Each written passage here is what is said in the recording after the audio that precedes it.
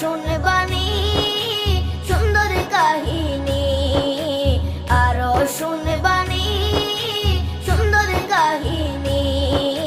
জান্নাতের ওই রুমে রুমে লেখা নবীর নাম, জান্নাতের ওই রুমে রুমে লেখা নবীর নাম। নবী রহমতে আলম নূরে মুজাসসম, রহমতে আলম নূরে মুজাসসম।